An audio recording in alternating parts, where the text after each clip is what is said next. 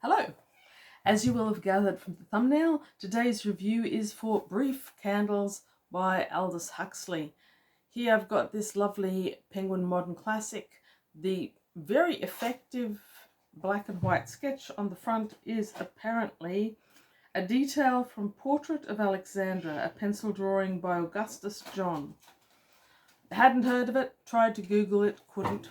But good image, works well for this novel, which was probably from 1930. This is a volume of 4 short stories, but I gather that 1930 was when they were first published. And Aldous Huxley. Okay, great English author, incredibly well known by the 1930s when this was published. He was apparently, his name was synonymous with smart and a voice of the post-war generation. Like many people on my particular corner of BookTube, I first encountered Aldous Huxley as the writer of Brave New World, the dystopia science fiction story.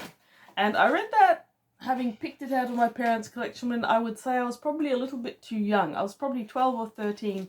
Not sure that's the recommended reading age for Brave New World, but I loved it and reread it many times. I went on to read Ireland, which was his last book, I believe, and that's considered to be his utopia to the technological dystopia that is Brave New World. I was definitely too young for Ireland. I didn't get it. I would like to read it again. Having read those two, I went on to the other many Aldous Huxleys. I think my father was very keen on him. Chrome Yellow was my first non-science fiction Aldous Huxley and confused me entirely. I've read a number of his essays collections, but Brief Candles is new to me. The thing that is confusing to me is no matter how many times I read Brave New World versus how many times I read other Aldous Huxleys, which I do fairly often, I can't ever consolidate the two writing styles. They seem to me so very different. In his essays and his short stories, the language is the key to your enjoyment, to the beauty of the writing. It is often quite breathtaking. His stories and his writing transport me to a different area, and when I'm reading them, I don't really want to be doing anything else. The beauty of the actual language carries me away, and his craft is intimidating. However, Brave New World, I remember being all about the story, whereas all his other stories are all about the writing. Anyway, that's how it seems to me. So, in this volume, there are 4 short stories. The first one is called Chawdron. Chawdron? I may be mispronouncing that. If you're English and you know otherwise, tell me. Chawdron. And that's the name of an individual. This story is essentially a biopic in which our narrator is sitting at the breakfast table reading the Times. How very English. And the obituaries in the Times, and he finds out that Chawdron is dead. He remarks to his guest, Tilney, that this is the case, and what we end up with is a dialogue between them about Chawdron. Tilney himself is a 59-year-old who eventually reveals himself as having been the ghostwriter for Chawdron's autobiography, his primary work from which he's known and from which the obituary is largely written. Tilney has got great revelations about who and what Chawdron actually was compared to his autobiographical novel, and he's got a whole heap of other material that he says was going to go into the true story if he could ever write it. It's elegant, it's languid, there's a flair for descriptive showmanship. It's also fundamentally misanthropic in its attitude about humanity.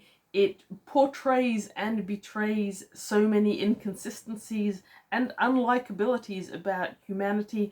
Chawdron in particular, our narrator in a secondary way, and definitely about Tilney. I really loved that story. I gave it 5 stars. I will absolutely read it again sometime. It was so entertaining. And that's the thing that I find with Huxley, it is about entertainment. It's something that's there to entertain, engross, and absorb the reader's time. The second story is The Rest Cure. The Rest Cure starts off with Moira, and it describes her as having grown up in her grandfather's house. Her grandfather is an intellectual among intellectuals, and she's been brought up as kind of a pet and a mascot by her grandfather. She was rewarded for being a girly girl and being frivolous, and not only by her grandfather, but by his entire circle of academics and surgeons and scientists. She ends up marrying a man who's basically young and she thinks might get her out of that circle. And up to this point, we've got some really excellent writing. One thing I think Huxley does throughout is he creates these people who have got both likable and unlikable characteristics. In this day and age, a lot of writers concentrating on making likable protagonists and readers upon choosing books with likable protagonists or unlikable, one or the other. It takes some seriously good writing to make a protagonist human, because humans aren't likable characteristics or just dislikable characteristics. They're a mix.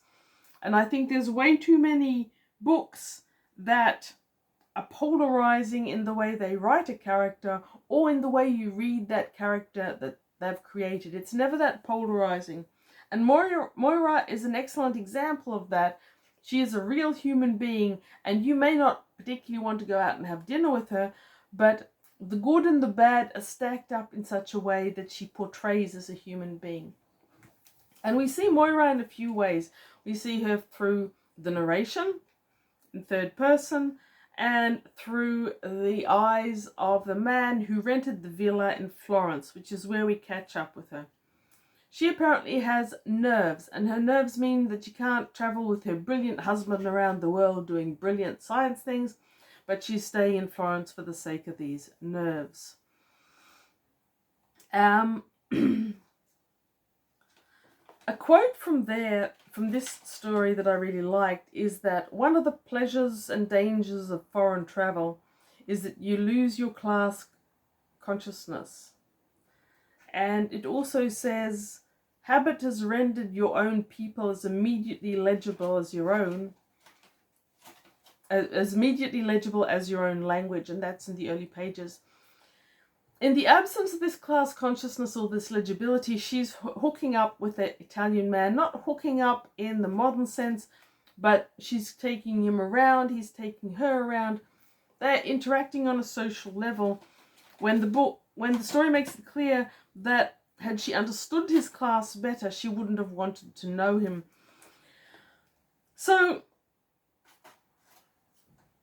this story actually has one of my least favorite tropes, especially regarding the era between the wars. English woman is in the Mediterranean, becomes enamored with Latin lover style thing. I think I've read too many of them. I read a lot of this literature stuff, whether it's Huxley or, I don't know, any of the many others that seem to feel the need to write this particular trope over and over again. Agatha Christie, murder mysteries. It's like this is a trope that leaves me cold, possibly through overexposure, possibly because it's an era that I certainly wasn't around. I'm not sure how believable I find this trope. The fact that it's more often written by men and more often by Englishmen, an extra. Anyway, overall, I didn't much like this story. He becomes convinced that he needs to be her lover. She isn't sure she wants to. It's all just a little bit icky, to be honest. Beautifully written, very quotable. I have quotes from there, but yeah, I didn't love that one. One theme in it that carried on into the next story as well is the idea that eating is a bit gross. Apparently, there were whole groups of people who thought that eating as much as you wanted to eat was gross in the era. Who knew? Who knew? Story number 3 is the Claxton. And this is about charmingly horrid people. Here basically is unraveling what I was saying about the rescuer. These people are horrible, but they're built as stereotypes of people. They'd be New Agers in our era. So the Claxtons start with the willful Martha. She and her sister both inherited money. Martha's choice was to marry a man who would basically do whatever she said. She's a domineering, unlikable woman. And they have 2 kids. They are forcing a vegetarian lifestyle on them. They want everything to be beautiful. And from this and another story, I think we can gather that Huxley really despised the word beautiful as used by certain classes.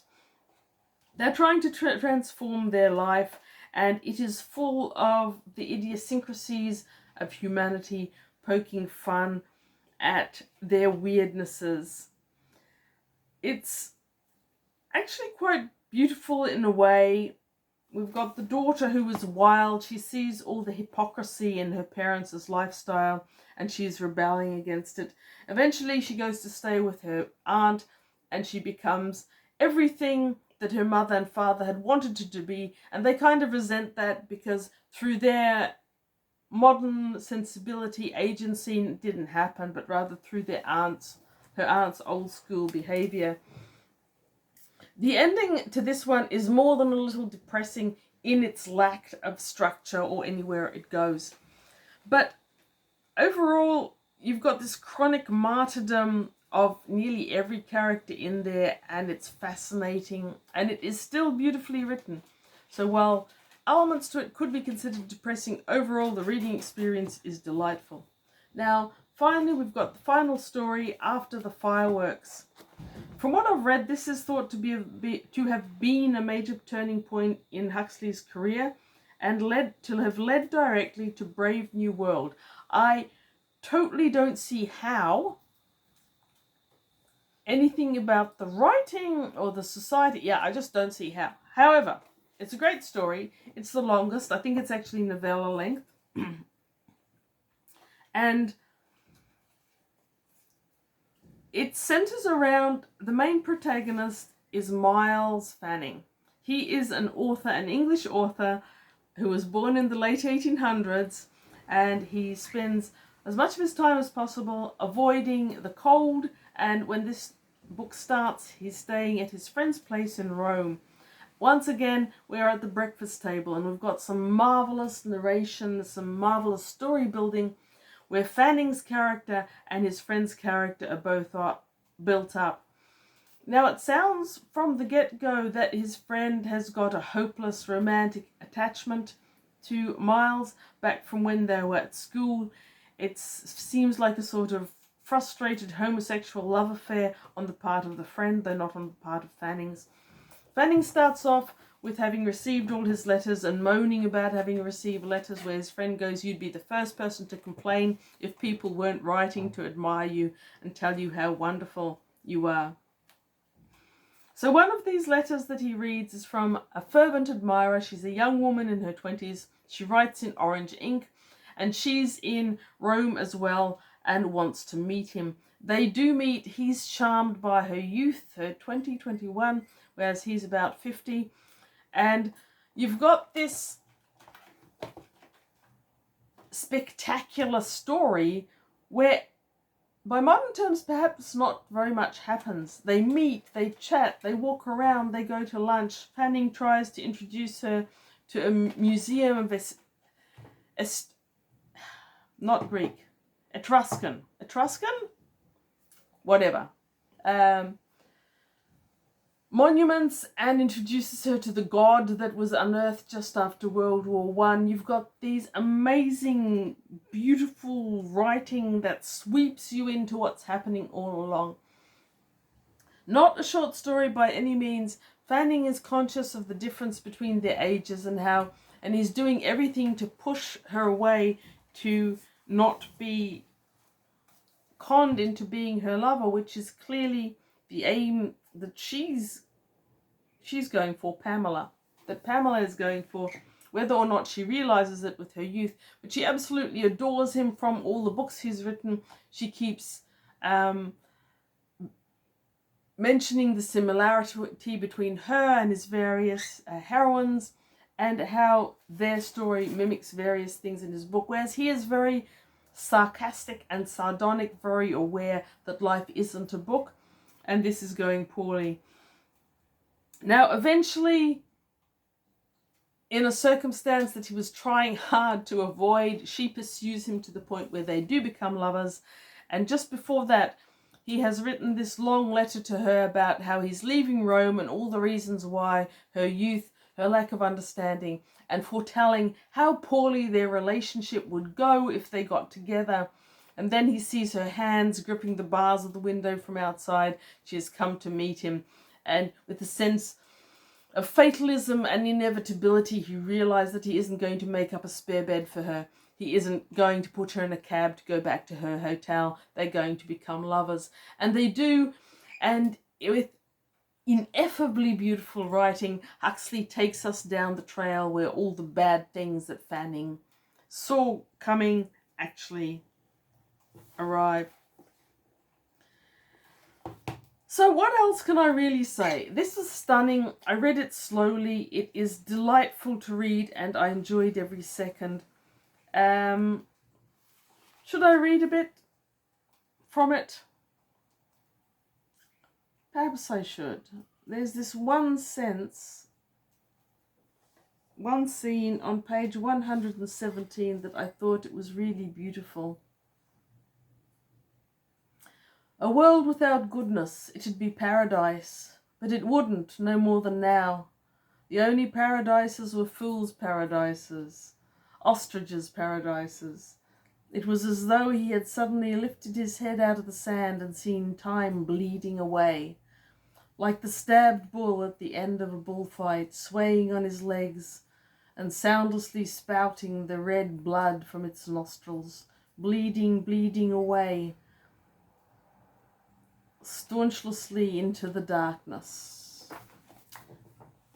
I can't do justice to Aldous Huxley's writing. His writing is fantastic. Okay, thoroughly enjoyed these. Where am I going next? Am I continuing to another author beginning with H? Maybe. Watch this channel. Find out. Thanks for watching this tiny review of a great man that I really can't do justice to or to his writing. But thank you for listening to my small thoughts, and read good books.